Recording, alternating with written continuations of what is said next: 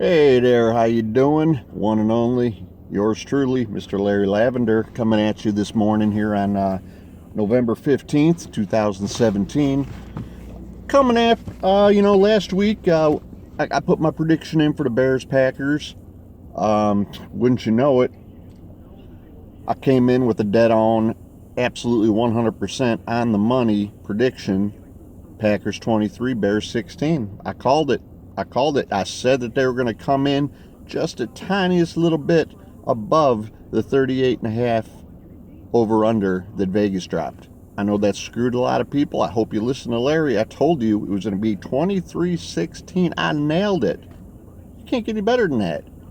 That's double L. People ask me how you know that stuff. I can't tell you. I can't tell you that. I'll have Vegas coming after me if I told you that. But I'm going to give you a little rundown of the Bears, the Bears. We're done with them. We kicked them to the curb. But I'm going to give you a little rundown on the Ravens and their visit to Lambeau Field here coming up against the Green Bay Packers this coming Sunday. Early weather reports have it being a relatively nice day. It's going to be a little chilly for them, not for us, but for them. It's going to be in the upper 20s. Looks like it's going to be like partly sunny, a little bit cloudy, whatever. So as of now, they do have a lot of rain and possible snow in the forecast for Friday and Saturday. As long as that stays back where it's supposed to, should have a nice day of football on Sunday. So let's get to this. We got the Ravens coming in now. They're coming fresh off a bye week. They had a little time to heal their wounds and to lay around, do whatever they do together. I don't know what those guys do, but they hang out for a week, chill out, take some time, maybe practice, hopefully, because they need it. And then, and they're surprisingly enough coming into Lambeau as a 2.5-point favorite. Last weekend against them Bears, the Bears were a 5-point favorite. I told everybody take the Packers. They're just going to win outright. We don't need no stinking points. It's the Bears. Come on. So let's look a little deeper into this here. Baltimore has played Green Bay 5 times in their existence.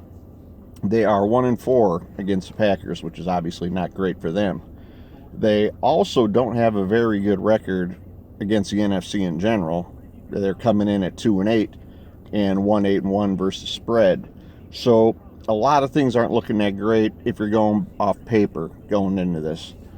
The over-under for this game is a pretty pathetic 37.5, which is pretty sad considering that's the second lowest expected point output of any game this week next to Cleveland, Jacksonville.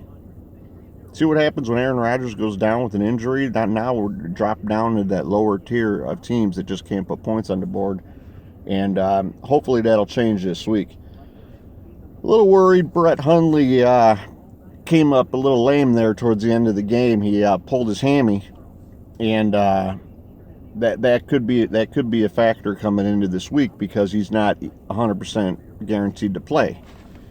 They're going to have to keep an eye on him and see what happens throughout the week, see how often he practices, if at all, and hopefully they can come to a decision sooner than later, because if not, if he can't go, that means Joe Callahan is the next man up.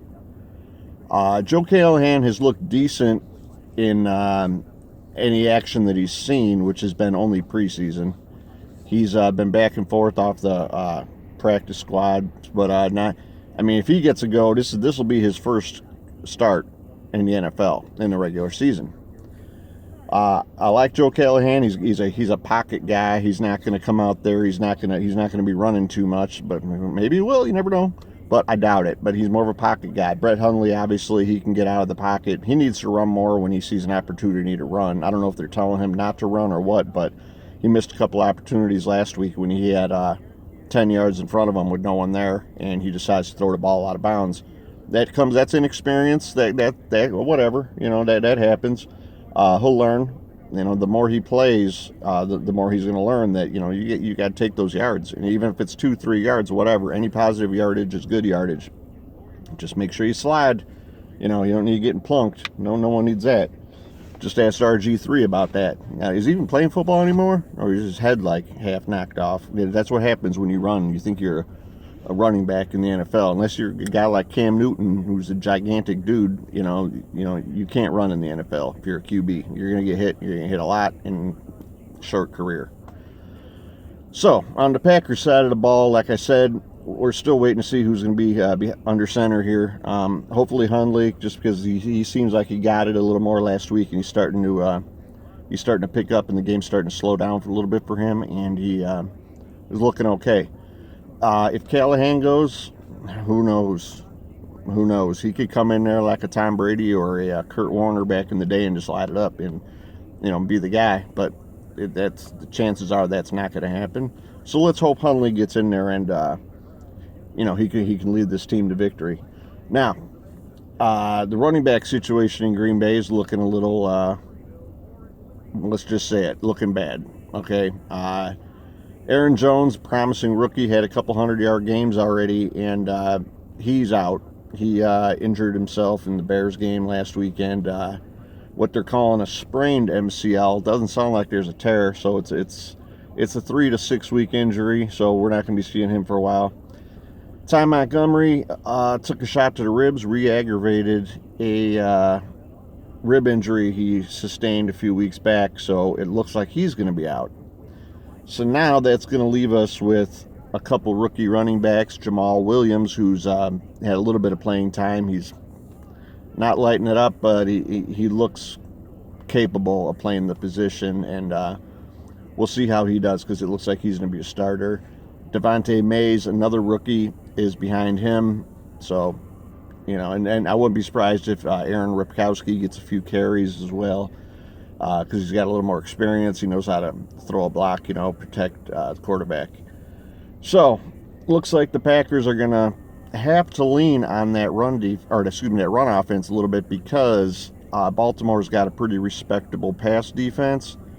So it looks like they're going to have to run the rock a little bit. They're going to have to try and do what they're going to do. Hopefully, Baltimore's going to get a good idea that this is what's going to be happening. It's going to be happening most of the game, and hopefully they'll stack that box a little too much, and hopefully Hundley or Callahan can maybe go over the top and get Jordy Nelson on a deep route because it can be done if they're playing a run like that. Jordy, he's a big play guy, and also Randall Cobb in the slot for quick passes. We can get him there, and obviously Devontae Adams. He's always a playmaker. So we're gonna have to see what happens with that. Now on Baltimore side of the ball, their run first offense, just because Joe Flacco he kind of sucks. I mean he's turning into that quarterback. I don't know if they're doing this to limit his mistakes, but the game plan is always very, very conservative, and they love to pound the ball, run the ball.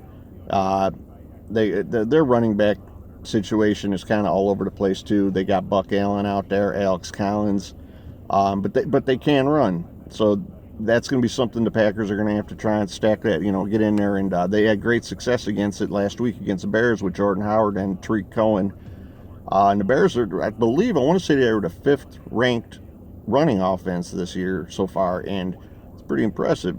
Pack come up there and says, no, not today. So we're going to have to see how that goes, because if we can force Joe Flacco into throwing the ball, I think that's going to be a good thing for the Packers, because I think they can make a play or two out there in secondary, and I think they can absolutely get a turnover or two, and they're going to need that in this game, because I don't see a ton of points coming on offense for the Packers. Or he's, it's going to be one of them weird games. Like I already got that vibe. So going into this game, I was, everybody already is picking in Baltimore. All the pros, all these guys that say the professionals, they call these games, they're picking Baltimore. I'm gonna have to go with Green Bay in this game. I did it last week when they were underdogs, and I was right, of course, naturally. And then I just don't think it's gonna be a crazy game offensively. I think there may be a turnover or two that could go all the way to, the other way. Maybe a pick six, or maybe even a kick return. Who knows? Something's gonna happen here. There's gonna be one of them games where points are gonna be at a premium. But I'm gonna go a little higher than what they're calling with this 37.5 over under. So I'm coming in here. I'm going to say this game is going to be 26-23 Green Bay. Mason Crosby's going to win this thing off his leg, late field goal to win this thing.